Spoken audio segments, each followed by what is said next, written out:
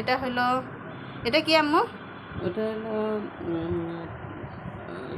পেঁয়াজ দিয়ে ইলিশ মাছ, পেঁয়াজ দিয়ে দো পেঁয়াজি, ইলিশ মাছের দো পেঁয়াজি, আর এটা হচ্ছে কাচ্চি মাছের চচ্চড়ি। আর এটা কিভাবে করছো? পেঁয়াজ প্রথমে পেঁয়াজ কাটি ধুয়ে নিতে হবে, তারপর মরিচ দিয়ে হলুদ দিয়ে লবণ দিয়ে মাখায় মাছ দিয়ে হলো চচ্চড়ির মতো করতে হবে। ওখানে হলুদ যাবে না, একটু জিরে বাটা যাবে। আর কাচ্চি মাছের এটা আলু আছে, পেঁয়াজ আছে, হলুদ দিয়ে একটু লবণ দিয়ে মাখায়ে তেল দিয়ে স্বাদ মতো লবণ দিয়ে চচ্চড়ি করেছি এটা।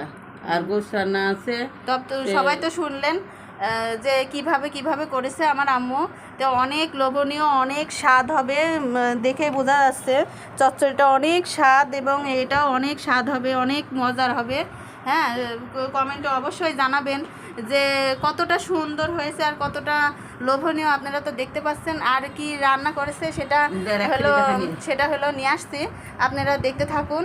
হ্যাঁ, আমার আম্মুই নিয়ে আসছে, দাঁড়ান আপনারা একটু ওয়েট করুন। আর এই যে আমার আম্মু সোনা কিছু বলো। আম্মু তো অনেক লজ্জা পাচ্ছে। আসসালামু আলাইকুম গাইস, এই যে আংটিটা আমার আপি দিয়েছে, আর এই জামাটা দিয়েছে, আর এই জুতোটা দিয়েছে। হ্যাঁ, অনেক দেখেন কতটা সুন্দর হয়েছে জামাটা, অনেক সুন্দর, অনেক কিউট। হ্যাঁ, জুতাটা অনেক কিউট হয়েছে। হ্যাঁ, আর এই